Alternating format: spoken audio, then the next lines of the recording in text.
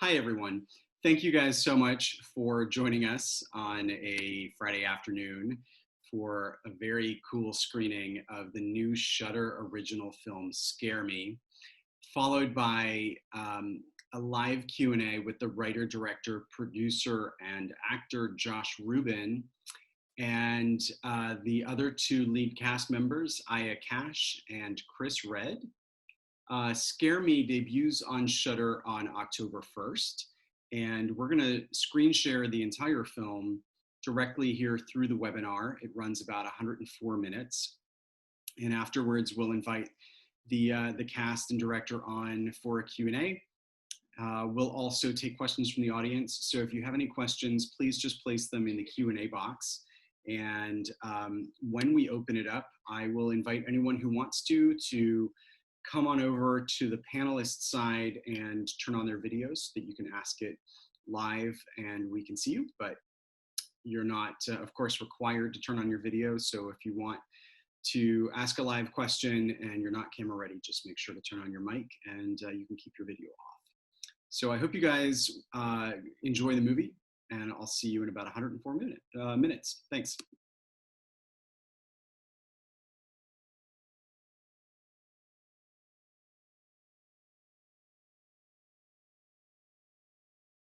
Hi, everyone. Thank you so much for sticking around for the Q&A. It's now my great pleasure to introduce the writer, director, actor, and producer of the film, Josh Ruben, alongside his amazing co-stars, Aya Cash and Chris Red. Hi, everyone. Welcome. Thank you for having us. Thank you for being here. You know, as I was rewatching this film, I was struck by the fact that, aside from the fact that it's incredibly entertaining and fun to watch, it actually is sort of a masterclass in a lot of different things related to like the creative process. And in some ways that makes it really useful for students out there who might be suffering from a bit of like creative block right now during COVID. And, you know, this film does amazing things with one location and, you know, just a handful of really good actors and a really clever idea. So I wanted to start and see if we could explore some of these things from, you know, improv and use of sound design, creative writing partnerships, things like that. So I'll just kick it out to you, Josh, to start things off. But what was the spark for the whole story? Thank you for having us. That's a great question. I mean, I knew from a producerial standpoint, as a first-time filmmaker who'd done a lot of stuff, done the soul-sucking commercial thing, and wanted to make a movie, that from a business standpoint, I should make a horror movie, especially I'm cashing out the majority of my 401k to make sure this thing comes to life. Because horror has a very loyal following. They're fun to watch, the kind of films I grew up watching. I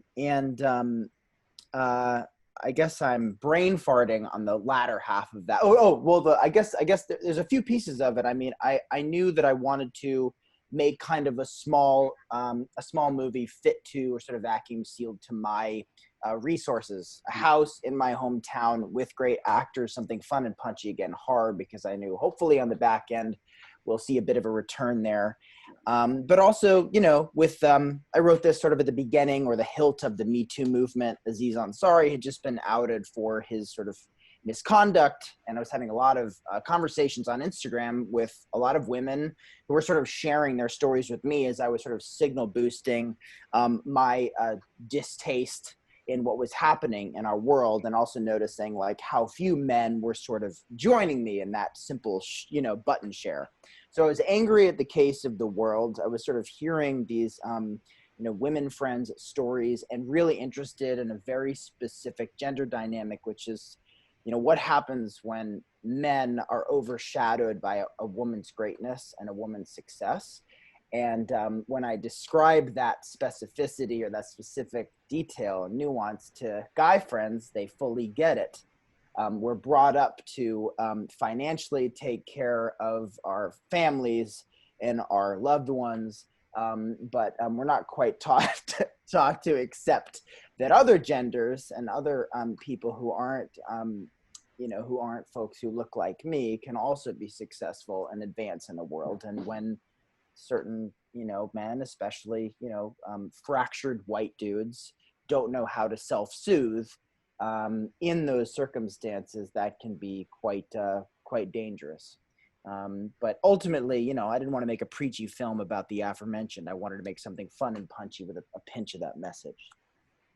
Well, and it also goes to, I think, raise awareness of the fact that, your character in the film really does seem like a pretty lazy writer.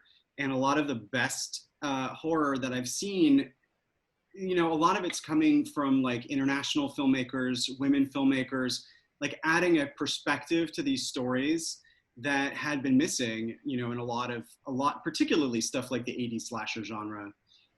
So, it's sort of, it is sort of expanding the conversation, showing that like, someone can just write the shell of a horror film based on a very basic premise, but there's nothing original about that. And by bringing in, a female voice, a younger voice, there's a lot of sort of avenues that expand the idea almost immediately when it's told through someone else's point of view. So I love that dynamic. And I'm curious, when it came to actually starting to put together these different vignettes, how the three of you worked together on those, particularly because what's amazing about this film is how transported you are as a viewer into each one of them. Even though you're not changing set, you're being creative, obviously, with the sound design and the lighting. But I mean, I fully forget where they are when they're in the middle of things. Thank God. We had to do it this way because this is a scrappy film. And so by nature of the fact that we had limited resources, hey, let's make a movie that that is all performance based, and that sound design and soundtrack and the acting can kind of do the work and get it done. I think we made something effective, or I hope we did, but that's a testament to our chemistry together and to relinquishing the freedom to Chris and Aya to develop their relationship and their chemistry and enjoy the space and explore the space. And it's so helpful that they worked so well together, because that compounded Fred's arc and barreled us towards the end, and that outcome. So. Did you guys get to kind of workshop any of these vignettes before it was in sort of final script form, or how did that work? We didn't get to do much. I mean, we were, it's a tiny budget on the film. Josh and I knew each other previously. We were friends, and that's how I got involved. So he came over, I think, once to sort of read through the script with me. But time-wise, we just didn't have any time. And then Chris came up for like 3 days. Good morning, by the way. I know this is your morning. Yeah, I've just awakened. I came up for 3 days, and after I think it was right after an SNL week, so I was kind of sleep deprived. But I huge fan of Aya and huge fan of Josh after reading the script and meeting with him. But I think we read through it maybe like one time and then just kind of jumped in. But I had so much respect for them as actors. I had just looked at as much as I could, and as soon as we got in a room together and started going, it was like, oh shit, I gotta keep up. Okay, we just got lost in how fun it was, man. Like I forgot there was a blizzard until as we started doing these interviews, and I was like, damn, we had so much fun. I couldn't go home one night, and we all literally slept at Josh's mom's house. And I was like completely blinded by that because we were just having such a good time. Yeah, this guy slept on couches like almost head to feet, but across from each other. So it was a very intimate experience. Character building. I think at one point I was like, I probably should turn over so I'm not staring at you all night. That's one trick to get actors to bond is shut off the electricity and close down the roads. God.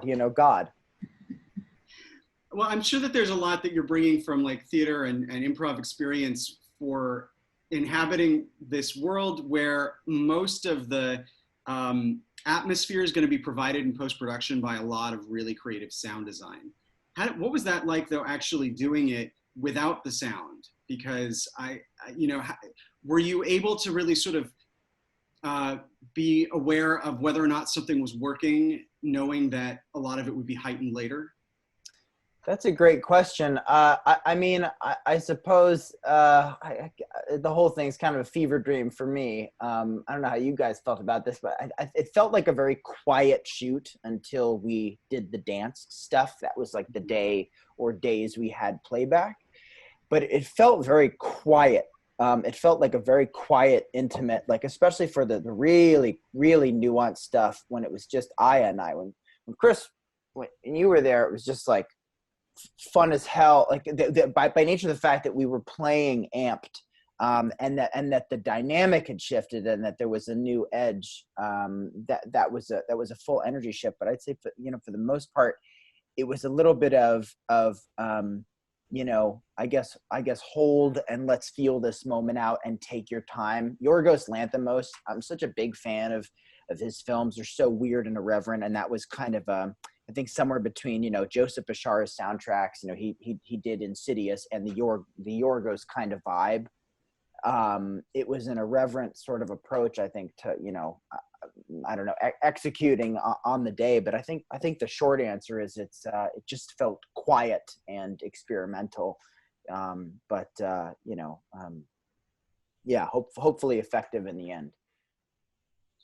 How much did it feel like for you, Chris and Aya? Like, what was the feeling that it was working or not? I mean, it's a lot of a project like this must still reside in the filmmaker's brain, sort of knowing how the creative elements are going to come together. I mean, for me, it was like an improv actor's boot camp on steroids, because it was just like a great storytelling. It was great storytelling and like a lot of like dope script work and a lot of just and character work that I was just engaged the whole time. I almost for a moment forgot that the soundscape, which was my favorite part when I read about this, that was like, oh yeah, they're gonna add the soundscape. What is this gonna be like? You know what I'm saying? But there, it was just like they was acting their asses off. So it was just fun. It was fun for me. I mean, I guess it may be a little quiet. I talk a lot, so maybe it was quiet when I wasn't there. But it was just fun, and I just enjoyed like being pushed and having fun with my castmates and being cold at times.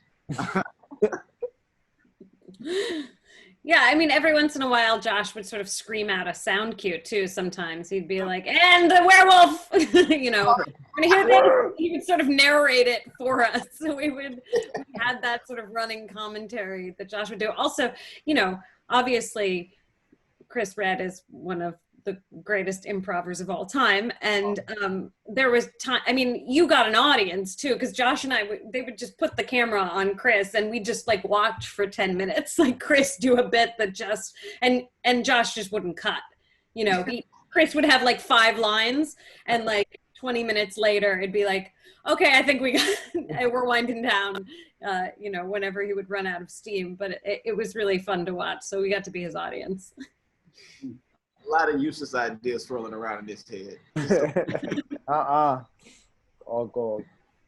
I'm also really impressed by the way in which you managed to make the space feel like different through a lot of creative use of cinematography. Because you can honestly, I'm sure a lot of people who are thinking about shooting something in their house or their apartment, but being able to actually continuously present something that's visually interesting is a skill. And I'm curious if there's anything about this production that you think people could be thinking about if they're trying to make something right now. Well, you'll find something in every corner if you give yourself the opportunity to do it. I mean, we were able to do this and do it in 14 days for a few reasons. And one of those is shooting the shit out of every corner of it and compartmentalizing, at least from a directorial standpoint. These corners will be these chapters of the story. Grandpa's about these chairs Werewolf's about the loft. The third act, the chase and the like, is in a whole new room, a whole new feeling, a whole new vibe. I think for anybody who wants to make anything at home, I mean, Rob Savage made arguably the best horror movie of the year on Zoom. Host on Shudder is it's 56 minutes and it's out of this world. And it's essentially, it's a paranormal activity adjacent film, but all on Zoom as they're doing a seance over Zoom, and it's a pandemic movie, and it works.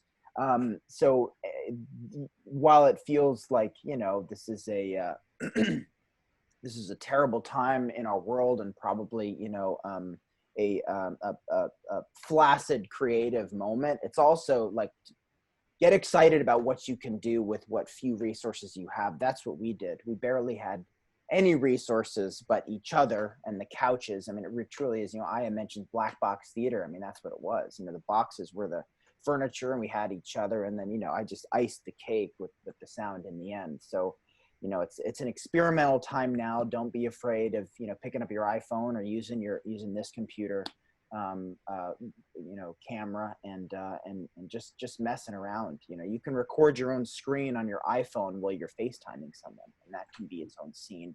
I've seen readings that have just been done the way, we're all. Sorry, I'm processing the fact that you can record FaceTimes. Well, yeah, if you screen record, if you do like, there's a screen recording app on your phone, or just like built on the newer phones. So be careful. Bits or face, right? Not both. Everybody be careful. I have so many bits on my phone, I didn't even realize. Wait, they're not mine. What is this? So I wanted to go back to what I was saying, sort of like a masterclass in creative writing and collaboration, because he's really being instructed. Like, she's giving him a lesson on, how it is that good fiction is written. But I feel like it also translates to what an actor might go through, what a comedian goes through, when you start layering things with details and specificity. And as you see these stories come to life, it's really because of the, starting with something totally, vague, and then getting the details. And I feel like that's something instructive to all sorts of components of the creative process. But I'm curious to know with, how that process is for all three of you. I mean, as an actor, what that means when you see something in a script that's vague versus specific. In comedy, how it plays better the more specific you get, and of course in writing and directing, in this film in particular. How do you guys feel? You go first. Me? I don't know if this answers your question, but everything is about, especially when you're working together for the first time, to a degree like this, everything is about feeling each other out and each other's process, and that's how you allow for stuff. You have to allow for stuff to be discovered. You can't be the militant auteur that everything has to be, every moment has to be in a box. I just don't think that's the best way to work, especially with comedy. But speaking as someone who had a very specific, or for more or less had quite a specific vision in mind for how to execute a pretty odd idea, I guess. Within the boundaries that you place on your actors and on your crew, and the better a communicator you are, the better result you're going to get. You always need to allot a certain degree of freedom. I'm learning this constantly as a director, especially having coming off a far bigger movie, 6 months ago or whatever, is how everybody works. And then within the formula of how it works and making sure everybody hits their light, that you can play and you have the freedom to, and zero fear in exploring whatever it is you want to explore, to try it. And then I'm not going to judge you. It's, my biggest, and probably the best thing I can offer, as a filmmaker. So, as far as comedy goes, you just got to have the room to let people play, let Chris come in for the 2 days he's going to come in and try Carlo's voice. You know, I keep saying this, like, I had no idea you were going to play him as like this sweetheart bookworm, but that's what he was, you know. Or for Aya to try out, like, you know, the Zumba joke that was an improv, that was so fucking funny. It was like, that adds so much, and it brings a fullness and a texture to Fanny just in that little moment. I'm not sure if that answers your question, but you know, you got to allot freedom for this kind of stuff and not get too specific when you don't have to. And Josh presented an environment where we had that freedom to kind of find things, and I think that, like, and that's beautiful for me, because like, while I like to improvise, I like a solid script, because having that base, you're able to really know where you can like jump off to, and then seeing the choices that the other actors make, and being in the moment, like, you really feel those moments to a point where you're like, oh, and you find something in that moment yourself that you're like, oh, we can build off this silly thing, or like, oh, it just grounds the words even more, because they're just words. As a full-on comic, they're just like words to me until I see somebody really say them and really live them and breathe them. And I'm like, oh shit, I want to improvise about this thing now, you know. And you can't have that unless you have that environment where you're able to be a little experimental, but you also love the script enough that you want to stick to it, not just run off and just do your own thing. So I think Josh created that, and I created that, and I just trying to do my damn thing as much as I could. So that, you know what I mean. Yeah, I think that I don't know. As an actor, sometimes I get resentful if I feel like the writers are lazy, because I'm expected to suddenly write your script for you, and I'm not getting paid to write your script for you. So there's a sense of like, I have to believe in what's on the page, and then that there's some sort of additive thing that just happens in the moment, rather than me going like, how am I going to make this better? Or totally fix like the issues in a script. So you have to have a lot of trust in the script to start. Now, that said, I've done things where there is no script, but even someone like Joe Swanberg, who it's all improv, has a really tight outline, and he's editing in his head. So he's guiding you through a certain process, and that's his process. But you have to start with something strong, or else I feel like you can't do the other thing. Then it's just a bunch of people like trying to make the best dick joke. And that's, I mean, I've been on those sets too, where you're just like, now we're watching a scene of each person trying to be funniest as opposed to serving the story. Nightmare. There's also like a real element of kind of explaining the yes and component of improv, I feel like, because the conversations that are happening sort of interstitially while they're in the middle of improving these scenes is really interesting. You know, sort of, you couldn't do that live on stage without interrupting the performance, but you're sort of seeing how collaboration really works, where, you know, okay, this is a really interesting idea, but how about this? You know, I feel like there's that real sense of the monolithic writer, particularly when people come into film school, but so much of a sort of richer material is created when you sort of are able to listen and take in what other people are adding to the conversation. This is maybe, I guess, more of a statement than a comment, but like all of these things that are layered into the script, I think really make it valuable to sort of understand the creative process.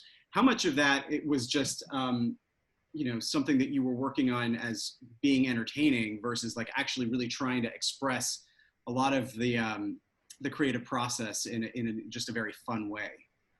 I mean, I'll say again, we only had 14 days to shoot. And I see that's one of our questions. And you know, we had Aya for 9 and Chris for 2 and change. And Becky for a day and change. So, you know, every word of it was scripted, and within those parameters, we'd kind of build where we could. So those moments were or, you know, those ors are scripted, but in the moment, knowing that we're, you know, coked up, and also probably in the moment, my encouraging you guys to you know, to do the funnier thing and to keep building. That's just Chris improvising and Aya playing drunk on top of the coke, and my, you know, Fred feeling left out ostracized as the third wheel by this relationship that's going to compound what's about to happen towards the end of Act 3. It's certainly based in stuff I've done, you know, like when I was you know, either riffing with buddies or you know, as an imaginative kid, concepting something, or, you know, at the Upright Citizen Brigade back when I would do that stuff. But that's just how it's, I think, a pretty accurate depiction of how it works in some circles, for what it's worth. What was the toughest one to actually stage? Well, I couldn't find my rhythm when we were dancing in the chorus for the Devil movie, so Chris taught me. I don't know what happened. I was so confident for all, you know, for 13 of the 14 days, and then, like, I think because I see Chris on SNL every week, not just singing and dancing, but like making the world laugh. I honestly think I was starstruck and think, oh no, this is how I see Chris, and now I'm next to Chris with Aya in front, like, you know, flaunting as our lead singer. So I think that was the moment when I quite literally froze up for me personally. But, you know, staging wise, I think Troll, I didn't quite know how I was going to do it until maybe the day before. And that ends up being my personal favorite one. I think it's, you know, quite dynamic. Josh, Josh can dance now. He got those dances down, and this lady can sing her fucking ass off. Okay? Yeah, if it was me, I'd totally lip sync. I'm saying it's you to the end of time. Me too. I mean, sure. Put me in a Disney movie. By the way, your Gollum voice is fantastic, Josh. Oh, thank you so much. Thank you so much. And you know, Fanny shot it down, you know, pretty quickly, but I was encouraged in the moment. It's like, well, you know, write myself an acting reel if nothing else works out. I did cash out the old 401k. So I have to also say, Rebecca Drysdale owns like every second she's on screen. She's so amazing. Fantastic. Yeah. So I mean, it's sort of I guess a probably more of a casting question, but when you have a small role, how did you find the perfect person for it? I knew that I didn't want a contemporary, so to speak, and by that I mean someone who's my age, someone who looks like Chris and Aya and myself. We need someone who sinks into the role of the townie, who might read a little older and truly charactery. If I had it my way, it would have been, you know, I mean, you know, ultimately it was my way, but you know, maybe like, but you know, when I wrote it, I was sort of like, oh, this wouldn't it be funny if it were Kathy Bates? You know what I mean? Someone who's far older than us. And that was the role that we could not lock in. I mean, we're talking hours, days before the shoot. And our producer, Dan Powell, made a phone call, and I hadn't thought of, because I think of Rebecca as a writer. I mean, she's been on Late Night for Key and Peele. And I had just seen her in an indie that Dan had directed called Bex, loosely based on her, Bex Drysdale. And she was phenomenal. Like, give her like the funky teeth and the big coat. And she's sort of based on these like Stephen King townies, and she sunk into it. So I knew I didn't want someone who sort of, again, you know, was our contemporary. As fun as it would have been to have like Kate Berlant, you know, I'm just so glad that Becky worked out the way she did. She's so goddamn funny, and just also like acted her ass off. I mean, I think, you know, so it's so natural. This was a pleasure. So I want to start to invite students to write questions and we'll call on them individually to bring them on over as panelists so that they can turn on their video and ask it live. But just while people are starting to do that, I'm just curious if you guys are all horror fans, what recommendations do you guys have? What do you like? What kind of horror really scares you? I'm scared of nothing except political climate, but but I am a huge horror fan. Been all my life. I really love Lovecraft Country right now. I really love Twilight Zone, which is not too much horror, but it is like, I guess we consider that genre. Like, the new seasons are amazing. Insidious was really great. I just watched that like yesterday. Yeah, those are some of mine. There's a lot of great ones out there though. But y'all like? I can't remember if you said you liked horror or not. I remember you being like, meh. That meh is about right. Although if I open my mind to different kinds of, I think of horror, I think of like Freddy Krueger, but like Beetlejuice is one of my favorite movies. If I can like include that sort of like, if that's the edge there, I am. I also, People Under the Stairs was like the first horror movie I ever really good. like got. So good. Roach. Yeah, and I saw Get Out, of course, because if you didn't go watch Get Out, and that is one of the best movies of the last 10 years. I mean, so I feel like my idea of horror is probably why I say I don't like horror, but the truth is there's many more movies that I yeah, like. it's having a moment. I mean, for me, it's you can tell, and it's written by a horror fan. I mean, you got everything, references from Tales from the Dark Side to to Halloween and Silver Bullet and Tales from the Crypt, and I think there's also an energy to it, just probably because being a horror lover is in my blood. So Dead by Dawn, the Evil Dead remake, just about every damn thing. There's a ton of Easter eggs. We've got the Shining reference right on Carlo's jacket. Dr. Sleep. Oh, it's crazy good. Yeah, you have to see that. What? Wait, you have to give us some Easter eggs just for us. Because, you do actually spell out some of the references, but I'm sure there's a ton in there.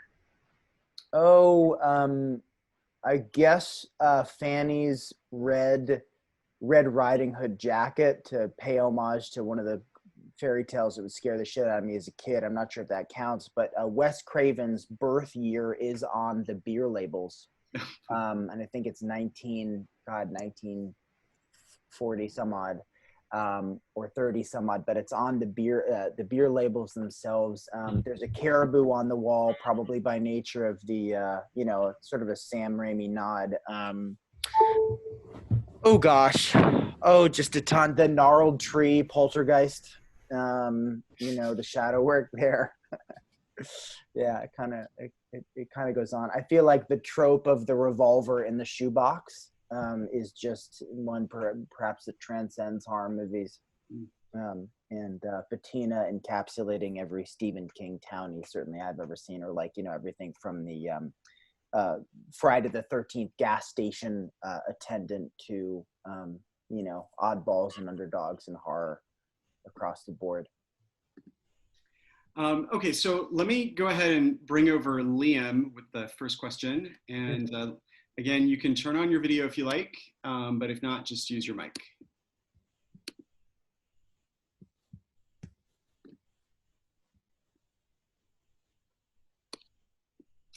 Are you with us, Liam? There's Liam. He's still muted. There. Oh, hi. How are you? Hey. Hey, this is more of a general kind of production question, but considering that but at least two of you are familiar with Zoom production, which is a lot of what's happening right now. Do you think Zoom productions are going to continue after hopefully we're done with all this? Or do you think that Zoom productions are only going to be this artifact of COVID? That's a great question. I think it's a product of the moment, the way that the 7D camera had its moment, for the first season of Portlandia, when a new technology comes out. I mean, right now, a global pandemic is different than a technology, but I'd like to think that I imagine there's going to be a lot more iPhone, Zoom, template movies for sure, or productions for sure. I mean, God, they've greenlit 2 or 3 Zoom office comedies or something. I feel like Chris and I maybe got hit up to be a part of them, but I mean, I'm curious to see myself what more there'll be. I'm supposed to help a friend note one up that she just directed. Crazy. I think that the good thing is that it destigmatizes the use of these things. So just like when Mumblecore started and it didn't, no offense, didn't need to look pretty. you know, that you could do things sort of digitally and people would watch them, I think can be a benefit, especially to young people coming out of school, that you might be able to make something that people will take seriously, even if it doesn't look like it's shot on a big fancy camera. So I think it'll stick around a little bit just because of that, because people will be using it as a way to make movies right now. 100% become a tool. Hopefully it's more of a tool that you can add to your belt more than like a necessity because we're still stuck in the house. Thank you. You're welcome. Okay, I'm going to start just sort of preloading. Since we don't have much time, I'm going to ask the people I'm calling on to just come on over. So Micah, you should be on our side. Hello. Micah. That was great, by the way. I loved it. I did have a question for Josh about, since you were balancing so many roles, how did your day-to-day look on production? Like what did you have to delegate? What did you have to prioritize? Because I'm sure a lot of things were really pressing, and something for Aya and Chris is like, how did you have to help them out? You know, where, you know, like, how did you have to kind of like balance having the director being in the scene with you? That's a great question. I've self-directed a whole bunch, doing thousands of videos for College Humor, and I sort of brain farted because you know, I was about to helm my first long form thing. How am I going to do this? What's the most important thing? And I called Jim Cummings, who made Thunder Road. He wrote and directed it, and it was a Sundance winner a few years back. And he said, learn your lines. Learn your lines and be a good leader. Be a nice, good leader and learn your lines. People are coming aboard, your crew's coming aboard to do this, you know, scrappy little production. So I was very grateful to, and I highly recommend, if you're going to be in something you do, to have a cinematographer that you trust, not just a producer, not just a buddy to come aboard or a writer, but your eyes behind the camera are everything. And I rarely looked at what I did. Brendan, my DP, my trusted DP and producer, would take a photo and often show me, this is the framing. And I'd say, move it over, make it a little more symmetrical or asymmetrical or whatever. And his code for "you just sucked" was, "you sure you don't want another one?" And so I would listen to that, and I'd do another one, so that by the time I got to set and Brendan and I would shoot the shit out of that whole cabin, every corner of it, I said to him, I want to make sure that when we get there, there's never going to be a disagreement. Things are going to get stressful, but you and I are going to know exactly where we're going to do troll, or exactly where we're going to do grandpa. And if Chris wants to get up on the couch and do part of his monologue here, his line here, Aya wants to run up the stairs, run back down, we'll be ready for it.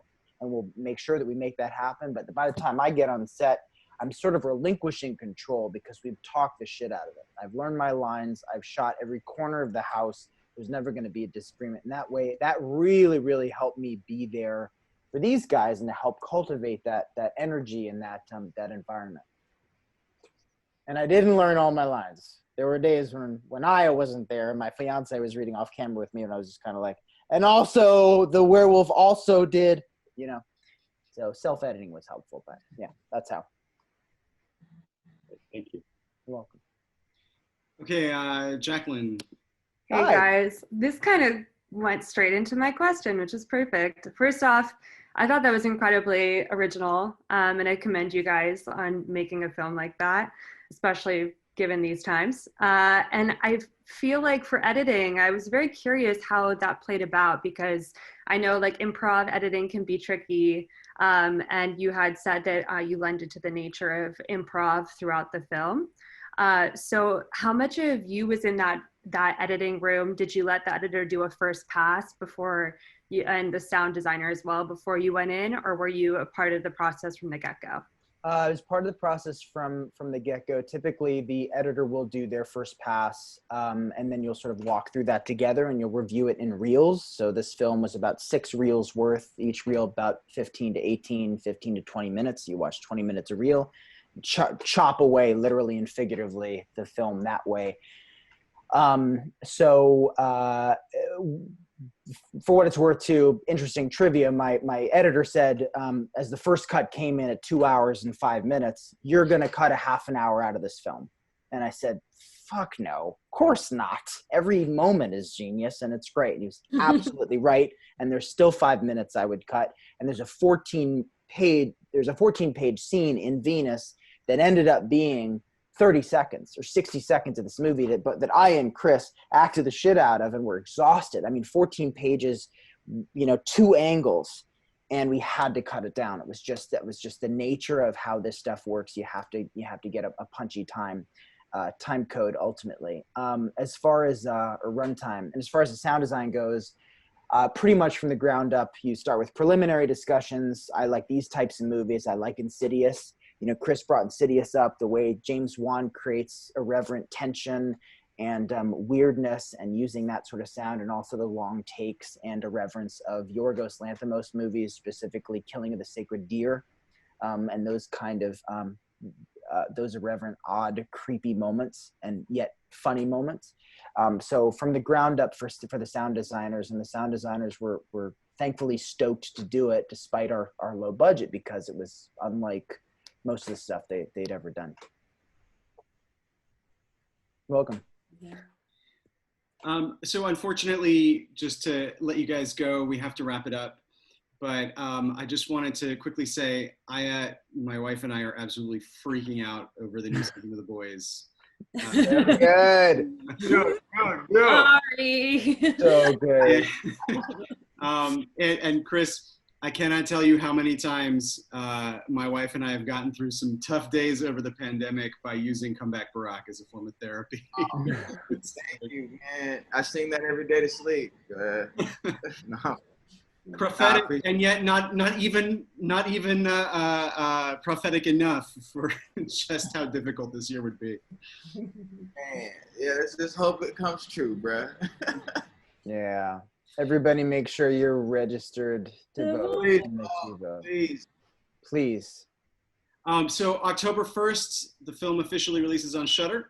So we'll make sure to get the word out. And thank you guys so much for spending this time with us. Thank you. It's such a pleasure. Have a good one. Bye. Take care. Bye.